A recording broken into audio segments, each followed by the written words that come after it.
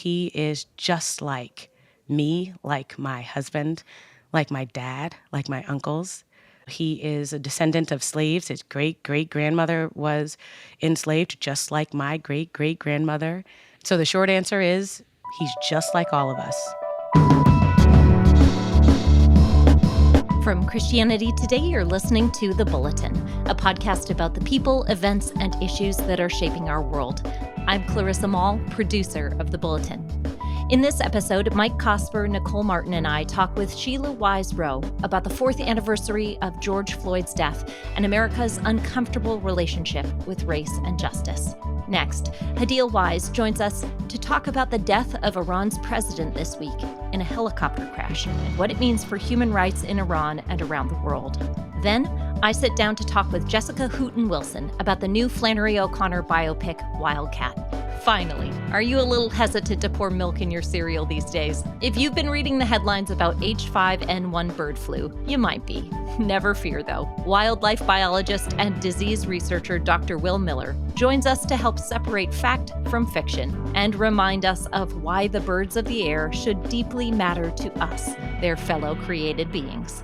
Welcome to the show. Let's dive in.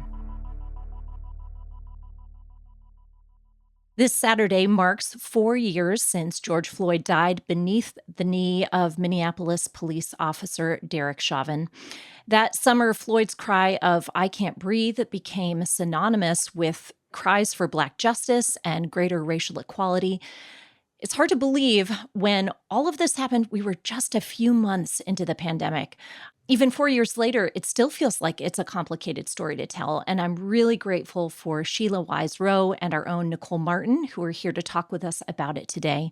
Nicole is our Chief Impact Officer here at CT, and Sheila is a therapist and author of a number of books, including Young, Gifted, and Black and Healing Racial Trauma. Ladies, welcome to the Bulletin. Thank you so much. Thanks. So I want to begin with what I think might seem like, at first glance, a very basic question, but I suspect its underlying complexity is actually at the heart of so much of what we've seen over the last 4 years. Nicole, can you tell us, who was George Floyd? George Floyd was a father, an American citizen, and a man trying to live his life and move beyond his past, just like most Americans today. He was a Black man who was murdered by a police officer. He did have a criminal record. And at the same time, his past and his actions never merited the taking of his life. What strikes me the most, though, about George Floyd is the same thing that struck me in 2020, which is he is just like me, like my husband, like my dad, like my uncles. He is a descendant of slaves. His great-great-grandmother was enslaved, just like my great-great-grandmother. So the short answer is he's just like all of us. He has a history and a past that is both common and unique. That word history is really important there. And those protests that we saw break out, the burning of buildings, the rioting, the really frustrated and angry people on the streets back in 2020, that was compared to the civil rights movement of the 60s.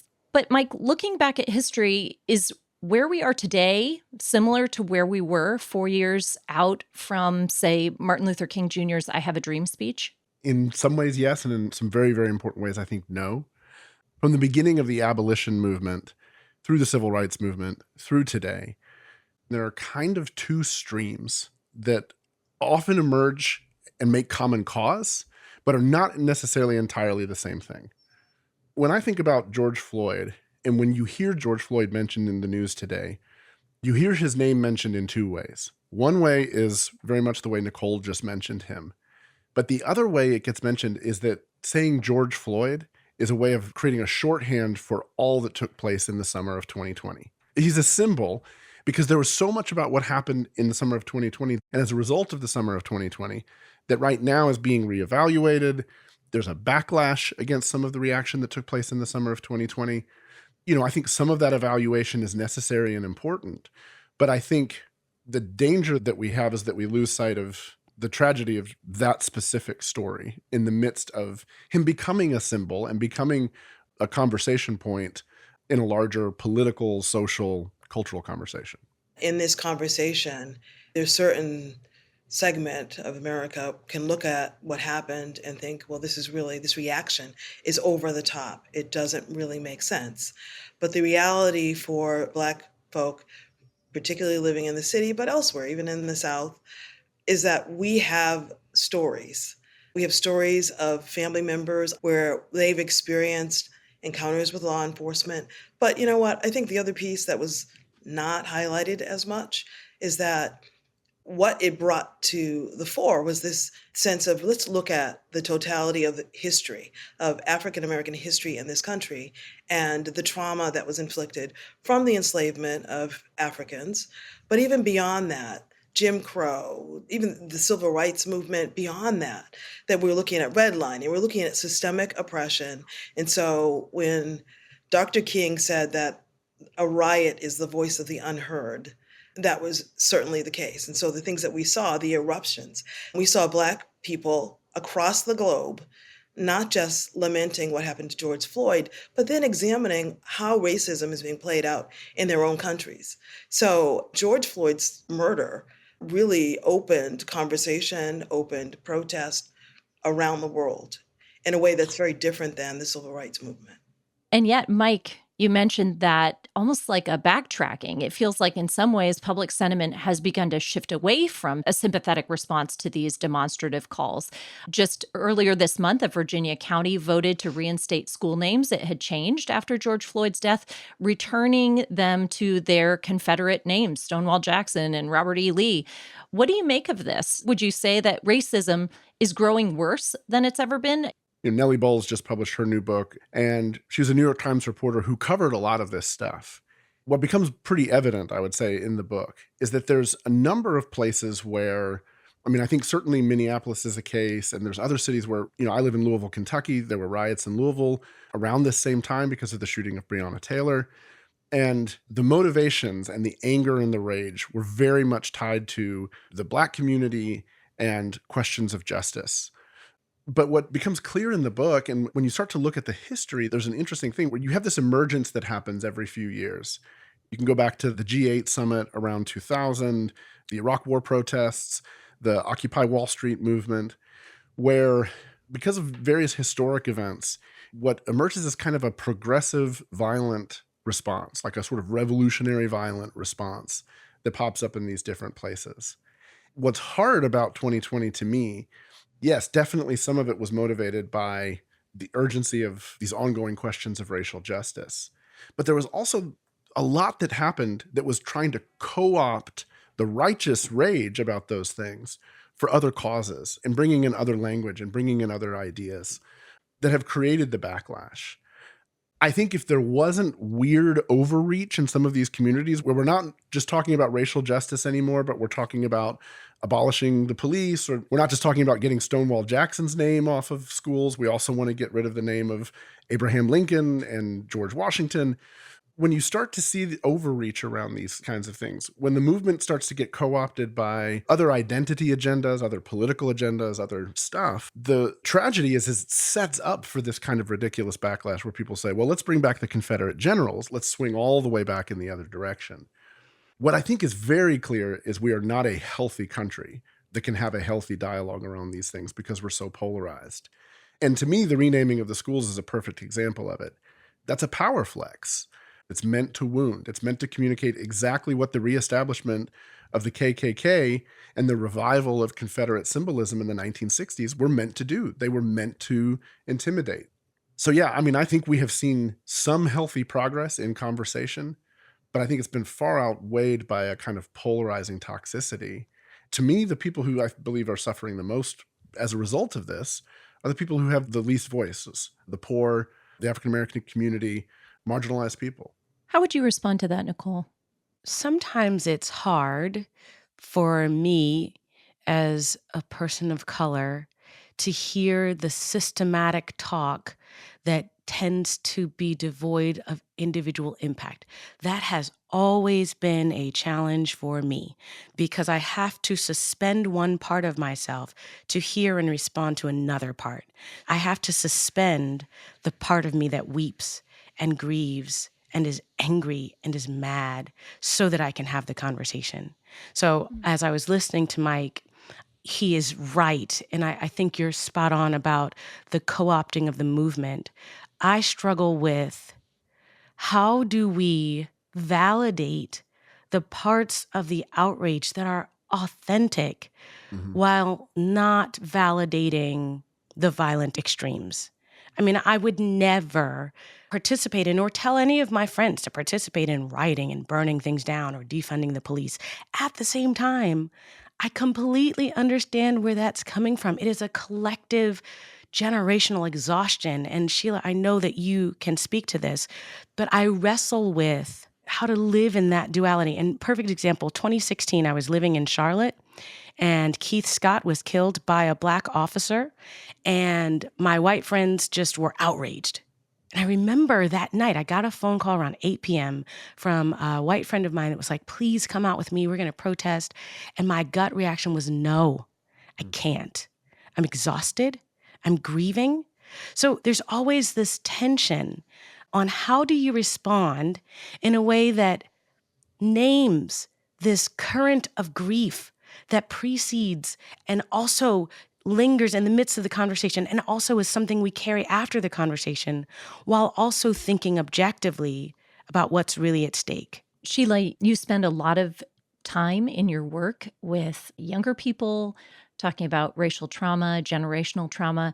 How do you think this younger generation, I'm thinking people 25 and younger, are going to carry what Nicole is describing, this duality that has been sort of foisted upon them over the last 4 years? I think that they are, at least the ones who are pushing 25, they've had experiences already.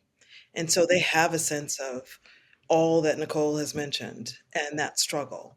I think one thing that can't be understated is the impact of the backlash, and that what they have seen is this attempt. It looked like, wow, it was volatile. It was a very difficult period. We had corporations saying, yes, we're going to do better. We're going to be better. Institutions were all coming to the plate. And so it felt like, oh, this is a hopeful time. We saw just a diversity of people out there marching, even, nonviolently and some violently. But to then fast forward to, we're now in 2024, 2023, we're starting to see that backlash. And in so many ways, they're not clueless about what's happening. I mean, Mike, you talked about Reconstruction and that whole period. And then I think that for Black folk, it was almost like a Reconstruction period. It felt like, oh, maybe that's what this is going to be. But what we ended up getting was exactly what we got then. It's just subtler. So nobody is burning down an entire town. However, the banning of Black books, the lawsuits with Harvard and other institutions where it's absolutely absurd that, there's the dismantling of affirmative action because 9.3% of a class at Harvard is Black. Out of the 2,000 admissions, 9.3. But they're under attack. There's a fund that is trying to empower Black women entrepreneurs, and there's a lawsuit against them. What they say is that literally the venture capital funding for Black women is 0.35%. And yet the same ones who took the lawsuit to Harvard, around Harvard, are attacking them because they are giving funds and supporting Black women who, again, receive 0.35% of the total venture capital money that's dispersed in any given year. So this says to me there's something else going on here. It's not, again, burning down a building, but we're seeing it not just in the South. It is the North, it is the South, it's the East, it's the West, it is across the country. The subtle ways of which progress is under assault. And the young people are seeing this. I think that you're getting a lot of anger and apathy, particularly around elections and voting. And part of that is around what's the point, almost. A lot of what we saw around the mental health of young people post-pandemic and even during it, a huge amount for Black young people is around what happened with George Floyd. But also, again, it's what happened afterwards. Inasmuch as we continue to press for institutional change and systemic change, societal change, there is an important element of self-reflection that has to be happening before, behind, within that process, so that our acknowledgement of our brokenness can be always before our eyes. And so the gospel of Jesus can also be before our eyes. This is such a helpful conversation. Ladies, thank you so much for guiding us as we reflected on George Floyd. And listeners, if this conversation has piqued your interest, I want to encourage you to check out our YouTube short with Nicole and theologian Esau McCulley on why African American history matters. You'll find the link in our show notes. Thank you again for joining us, Sheila and Nicole. We'll be right back.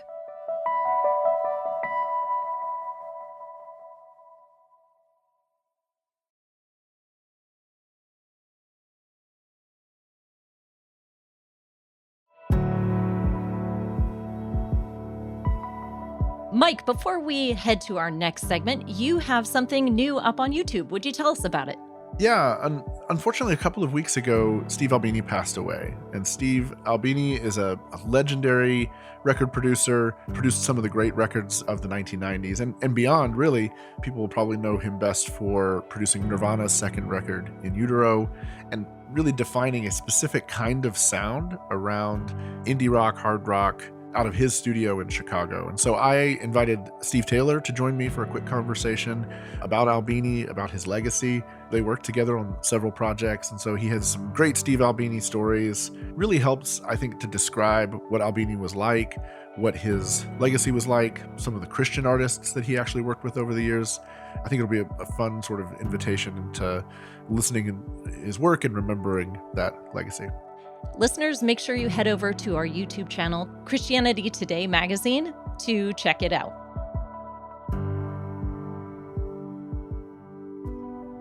And we're back. This week, the world was shocked to learn of the death of Iran's president, Ibrahim Raisi, in a helicopter crash in the mountains near the Iran border. Raisi was a hardline conservative Muslim cleric who was expected to succeed the aging supreme leader Ayatollah. This is a really important story for Christians because it stands at the intersection of geopolitics and human rights and persecution in this region of the world that is so important in biblical history. Iran is the ancient home of Parthians and Medes, which, if your church celebrated Pentecost last week, you'll recognize those names as those who heard the gospel spoken in their own language when the Spirit descended on the disciples after Jesus' ascension into heaven. To help us understand what comes next for Iran, we are honored to have a senior fellow at the Center for Peace Communications, Hadil Owais, joining us. Hadil, welcome to the Bulletin. Thank you for having me, Clarissa. Mike, can you give our listeners a sense of what happened this week, who Raisi is to the people of Iran and to the world, and why the Ayatollah would wish this kind of gentleman as his partner? His nickname was the Butcher of Tehran, so that tells you a lot. He is responsible in a variety of ways because of his role as a cleric, as a politician. He's responsible for the deaths of hundreds, if not thousands, of dissidents inside of Iran. It's important for listeners to know. The Ayatollah is 85. There's been rumors of him not being in great health. The expectation is the Ayatollah is frail and that some kind of succession is imminent. So one of the reasons why he was respected and expected to fill that role is because he was respected as a religious cleric first and foremost, and then playing this role as a political enforcer in a variety of ways ever since. He served as the chief justice in Iran, which again, when state and religion merge in various ways, it sort of relies on both of those things. And then he became the president in 2021. President's a largely symbolic role in Iran. The supreme leader has all of the power, but it's nonetheless an important one. So, Hadil, what do we need to know as we look at a headline like this about ascension after a leader dies? Yes, so the system in Iran is very unique. It's unique also if we compare it to other systems in the Middle East, or if we compare it to other Arab governments. Iran, of course, is not an Arab country. It's a Persian country. The supreme leader, Ayatollah Khamenei, is the last and most important decision maker in the Iranian system. And because they claim that they have democratic system, they have elections, they have presidents every few years. Raisi is not a key decision maker in Iran because the president is not a highly important position in Iran. But this guy, imprecise, Raisi himself, was actually a very powerful politician in Iran even before he becomes the president, because he's one of the most hardliners in the Iranian political system. He was very close to Ayatollah Khamenei, and usually they put president who is maybe less hardliner than Khamenei, the supreme leader. But Raisi was a hardliner. He was all for the main values that the Islamic regime of Iran stand for, like death to America, death to Israel, involvement in everywhere in the Arab world, trying to cause turmoil in many Arab countries, like what we see today in Yemen, Lebanon, and Syria.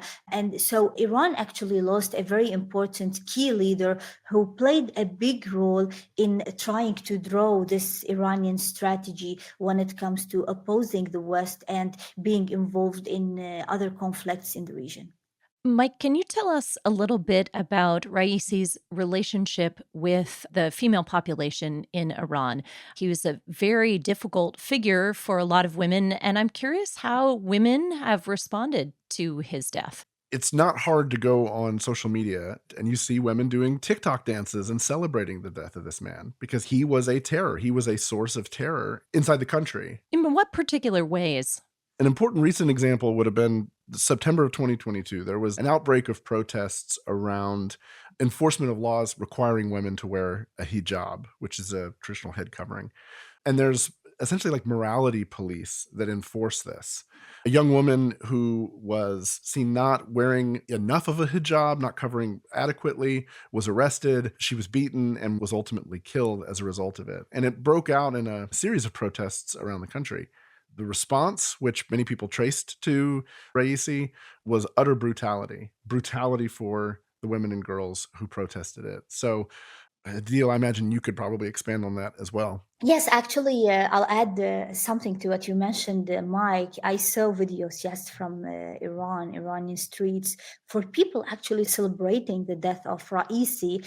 And I also saw uncovered many stories of people in the Arab countries as well celebrating his death. I saw people celebrating that in northwest Syria, the city where Iran-backed militias and the Assad regime killed thousands and thousands of civilians, causing a big catastrophic ramifications for the war in Syria. I saw people celebrating his death in Yemen, where also the Houthis, Iranian-backed militia, caused a big chaos and big numbers of casualties. We actually also saw people celebrating his death in Gaza, where Iran is claiming that it's helping civilians against Israel. People of Gaza were celebrating his death, and this is very symbolic. And if it means anything, it means that the ordinary people in the Arab countries, in the Arab streets, and also inside Iran, they know that this hard line that the Iranian regime and a politician like Raisi followed and tried to apply in the Arab countries and also in Iran, people in these countries, ordinary people, are understanding that this is not in their favor, that the Iranian regime, the strategy of the Iranian regime is not helping them anywhere, did not help them in Gaza, did not help them in Syria, in Yemen, or in Iran itself. Nicole, have you heard anything about how the church in Islamic countries has responded to his death? There seems to be a call from pastors globally to withhold a sense of direct celebration of anything.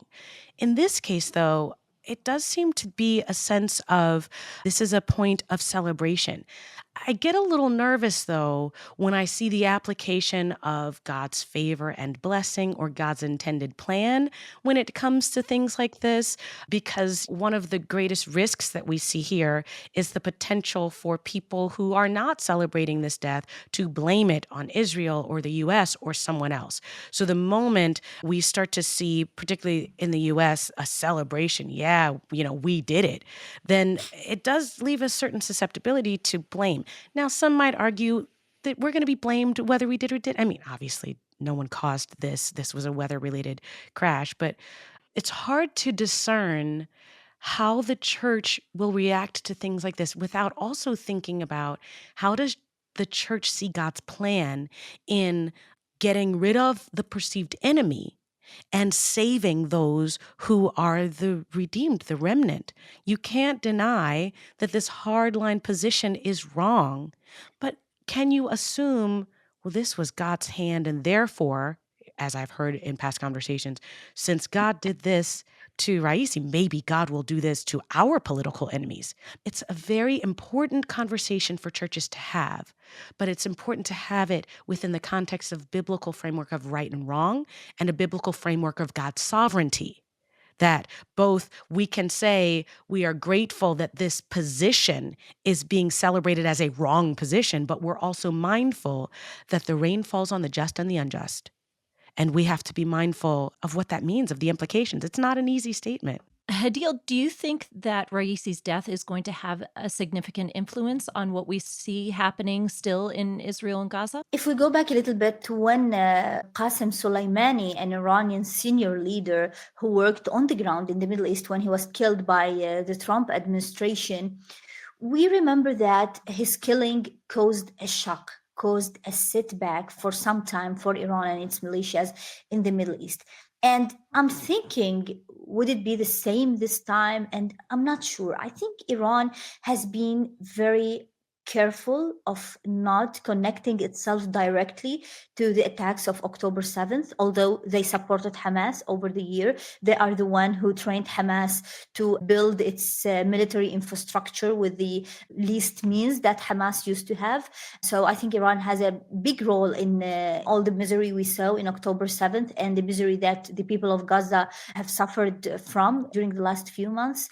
But they are very careful. They don't want to connect themselves to what's happening. Whether it will have a direct impact or not, I'm not sure if it will have a direct impact, because as we mentioned before, the position of the president in Iran is symbolic and doesn't have a lot to do in changing the course of the events or the strategies. So I don't believe it will have a direct impact soon. Mike, just before this crash, Iran had a loud conversation with the U.S. to stave off a broader war in the Middle East that may include them directly. So I'm wondering, has all of that died in this helicopter crash? I don't think so. I mean, I think what it does is it heightens the tension right now. It heightens this tension of uncertainty. For Iran to be unstable politically in some form transforms the conflict in a couple of ways, I think. What it does is it means that Iran now has domestic issues to resolve.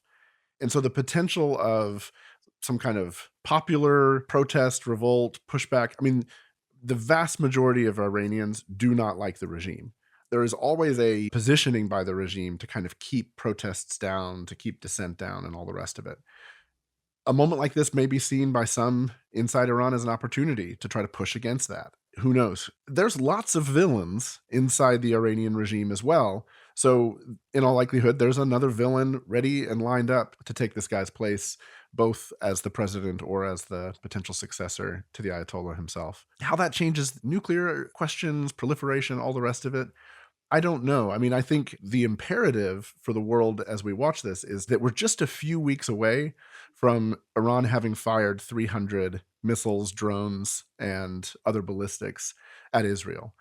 That was a massive, massive attack. And it was a massive attack meant to do massive, massive damage.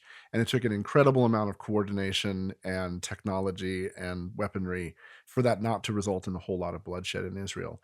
So, you can be assured that came from the very, very top. Those people are still in power. In the midst of instability, would they be willing to do something more dramatic? Who knows? Will they be too focused on what's going on internal to their country in this time? Possibly. One last thing, at the president's memorial a couple of days ago, in attendance at the memorial was the chief of Hamas, came over from Qatar to show his respects, which just indicates a lot about what's going on in this conflict. Well, this will certainly be interesting to see how this story develops over the weeks to come. CT is committed to sharing the stories of Christians who are living and working in these kinds of difficult places. So if you're interested in more, check out the Global Church section of our website. Hadil, thank you so much for joining us. It's been great to learn from you. Thank you for having me. We will be right back.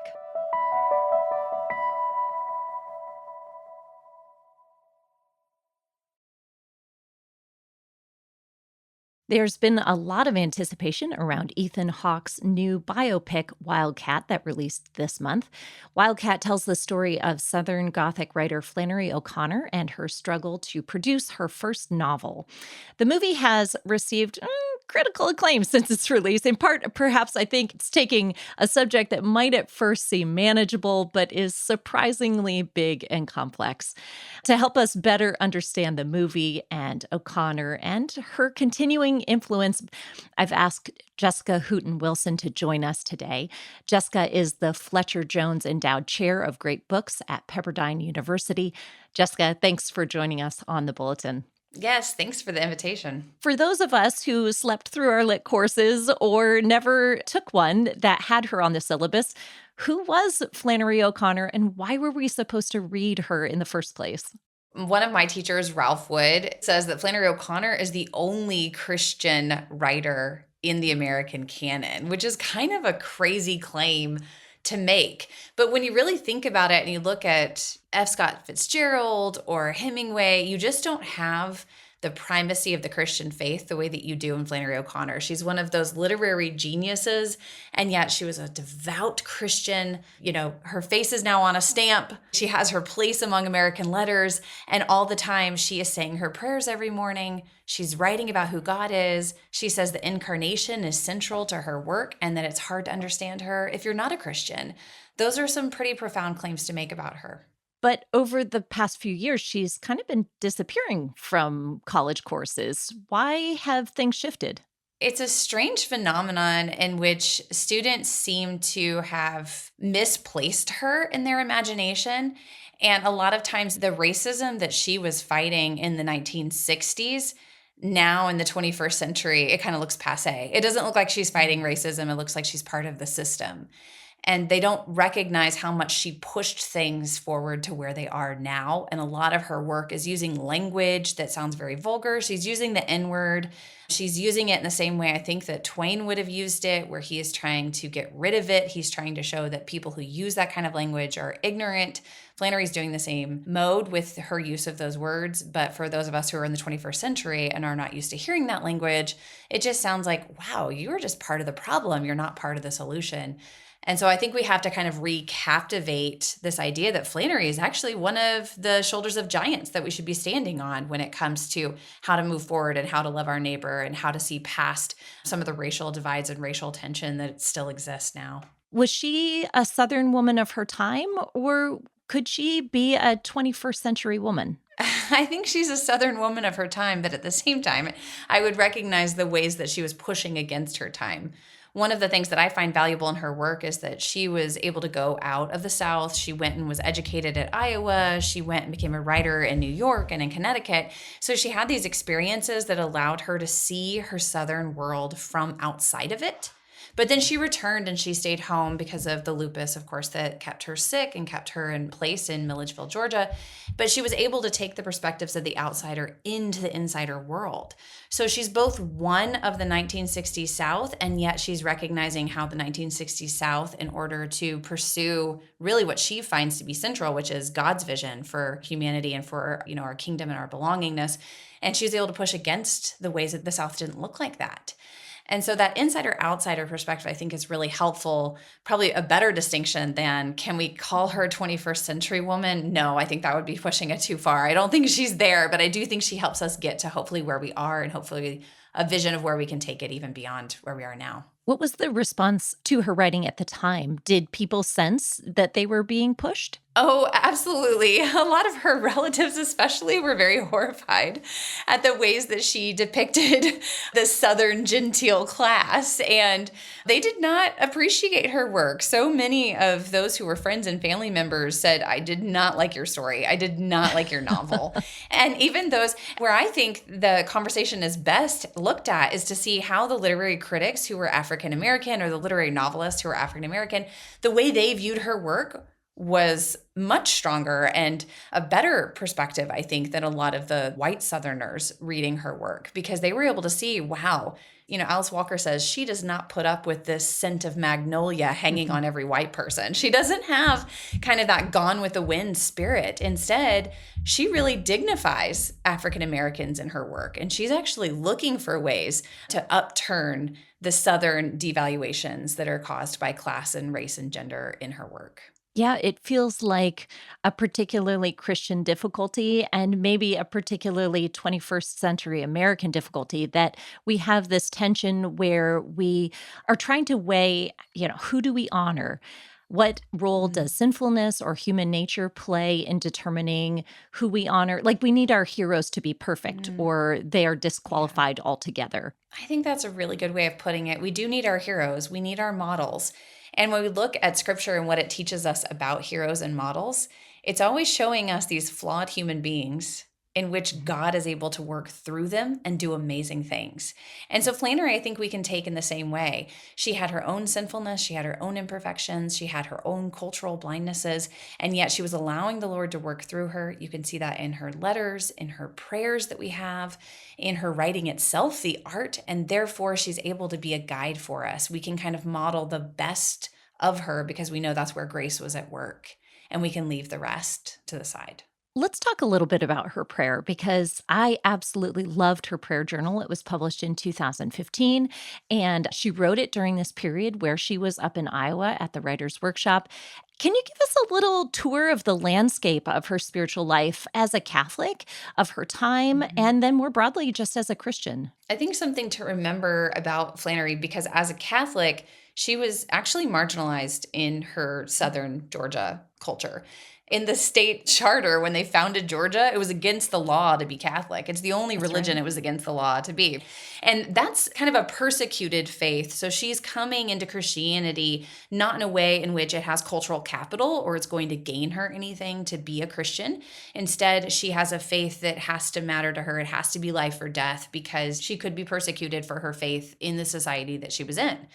And so she is holding on to this desire for redemption, this idea of sanctification, this love of the incarnation. She's holding on to all these things because she believes they're true and they matter to her. And she did not hold sway with anything that was against that truth. It was just a very personal, devout faith. It was practiced regularly. Even when she was up at Iowa and she was by herself, she went and found a church. When she was in New York and she was by herself, she went and found a church. She was regularly looking for those places to practice her faith, to remember and recognize who God is and the talents that he's given to her. She then gives back to him. You mentioned the prayers, in those prayers, she's saying, Lord, I just want to be your typewriter. I have you to thank for the stories that I'm writing. I have you to thank for the gifts that I've been given. And when people wrote her and they're questioning her faith, her words of wisdom in the habit of being, I think, are just as powerful and inspiring as the words that she prays in her prayer journal. Alfred Korn, there's this famous letter where this college student's like, I don't believe anymore. What do I do? And she quotes Gerard Manley Hopkins. She says, you give alms. You practice your faith even when you don't believe it. And by practicing faith the way that God calls us to, God will give you the grace to keep believing. I think that's a beautiful understanding of what it would mean to be a Christian even today.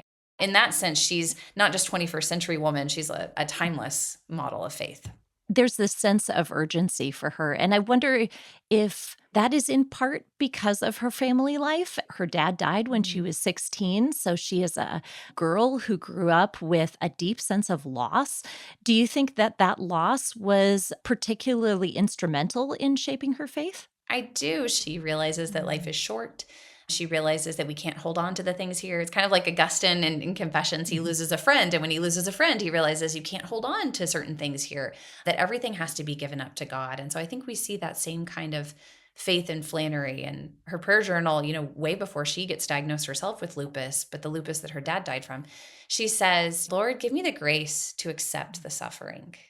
And that's just an amazing prayer for a woman that we know will come down with lupus and will die at the young age of 39, that she was ready to kind of have a faith that mattered and that lasted, even though she knew her life wasn't going to last as long as she wished it could have.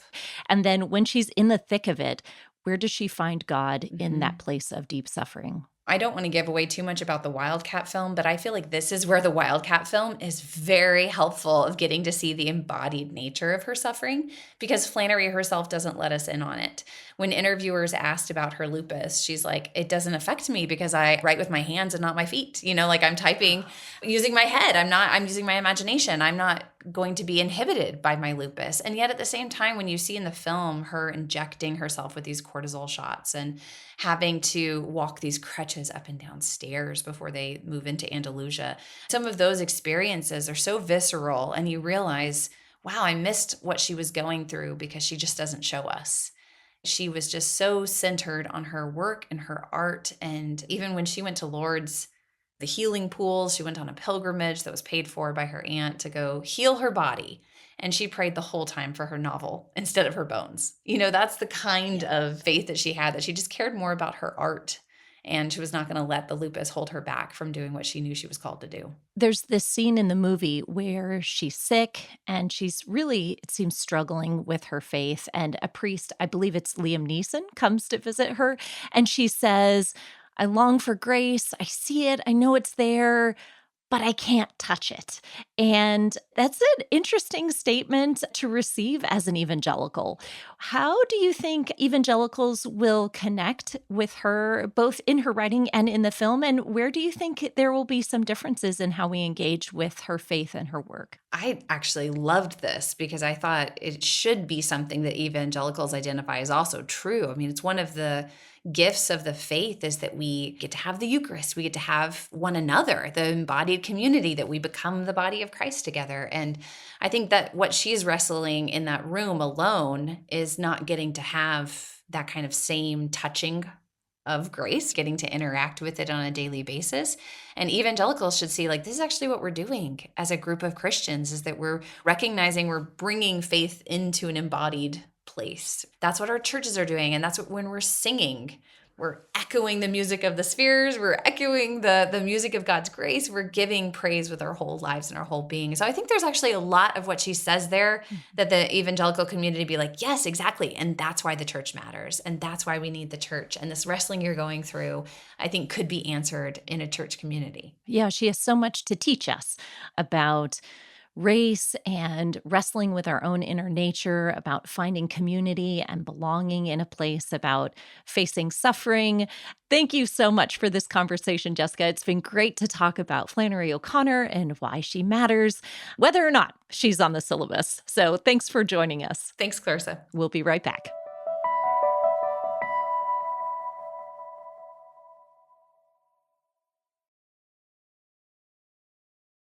When I began reading headlines about H5N1 avian flu that was emerging globally, I knew exactly who I wanted to talk to about this topic. Dr. Will Miller is a wildlife biologist and disease researcher at Calvin University. And actually, the last time I was on campus, Will actually stopped our conversation so he could go and look out the window at a Merlin falcon who was making its residence on campus. So, Will, welcome to the Bulletin. Thank you. What is H5N1 and where did it come from? So H5N1 is a name for a strain of a flu virus that causes avian influenza. So avian influenza is like the bird version of human flu. It's in the same viral family. So avian influenza, as its name suggests, is a disease that primarily affects birds, but can spill over periodically, as we're seeing right now, into different animals as well. Earlier this month, the FDA announced that it was going to allocate an additional $8 million to ensure that the commercial milk supply was safe. And I know that H5N1 has now traveled, I guess, to seals and to cows. Do we need to be worried about this disease jumping from animals to humans? Often when we see bird flu or avian influenza associated with human populations, it's almost always individuals that are in direct and prolonged contact with avian populations, particularly poultry workers. That doesn't mean that the risk is low. One of the reasons that people are potentially concerned about this is if a virus like HPAI or H5N1 were able to adapt to human populations and transmit from person to person, that would be a major concern. because those who are infected, or at least those who are diagnosed with HPAI, there tends to be a higher mortality rate compared to your typical seasonal flu that you might see circulate through human populations. Largely, though, we have not seen that community transmission, particularly with this outbreak yet. In terms of food biosecurity and food safety, as long as conventional practices are being followed, pasteurization is a process that is meant to kill off bacteria and viruses, and it is highly effective at doing so. Largely, most of the cases that we're looking at are direct personal contact between an infected animal and a person. I think one thing that's really reassuring to me is that surveillance systems seem to be in place and be working well. So, Mike, I've got a question for you. When I talk to my kids about Lyme disease or something like avian bird flu, they inevitably say, "Why did these things exist, Mom?" Part of the language of the curse is thorns and thistles. That's a literary reference to the fact that the creation itself is in a kind of, maybe not rebellion against God, but certainly rebellion against us. From the beginning of creation, we were meant to cultivate the earth. There was work to be done in the garden. The difficulty of that work is amplified. And I think in many ways, when we think about creation and we think about the dynamics of disease and suffering and loss and grief, these are all reflections of both the curse of death and the curse of thorns and thistles, the creation resisting us, resisting that creation mandate that we were sent here to do. I think there's some stewardship questions that emerge in the midst of all of this as well. Are we caring for creation well if we're creating environments in which these creatures are going to be sick? Are we creating environments that are petri dishes for this kind of disease? We do see these broken relationships within creation. This is a very complex problem that we are still ultimately part of this ecosystem that God has set up. Genesis 2 says that humans were directly given the original charge to abad and shamar the land, to keep and till. But the question is, can we work the land in a way that both benefits humans and mutually the rest of the creation around us? And I do think it matters when we think about things like disease emergence. Thinking about different ways we live on the landscape. What does that mean for the emergence of tick-borne diseases? What does that mean for our contact with birds, with sick animals that have diseases that are relatively benign to them but can have substantial impacts on ourselves? Are there ways that we can shape conservation systems, stewardship systems? What does a distinct Christian ecological ethic look like? Well, those are certainly great questions to ask, whether you are in your backyard gardening, you're taking a walk on a trail, whether you're grocery shopping, or you do something that is more intimately connected to animals. Gentlemen, thanks for helping us to think more carefully about our world and our relationship to it. From time to time, we cover news that is science related here on the Bulletin. So if you are a science nerd, hop over to episode 57 for a conversation with atmospheric scientist Katherine Hayhoe for more. Thanks for joining us this week on the Bulletin. We hope this episode finds you better equipped to understand the headlines and talk about them as a winsome witness to the gospel. We'll see you next week. The Bulletin is a production of Christianity Today. It's executive produced by Eric Petrick and Mike Cosper. It's produced by Clarissa Mall and Matt Stevens. Post-production by TJ Hester. Our art for this episode is by Rick Shooks. Music by Dan Phelps. Social media by Kate Lucky. Thanks for listening.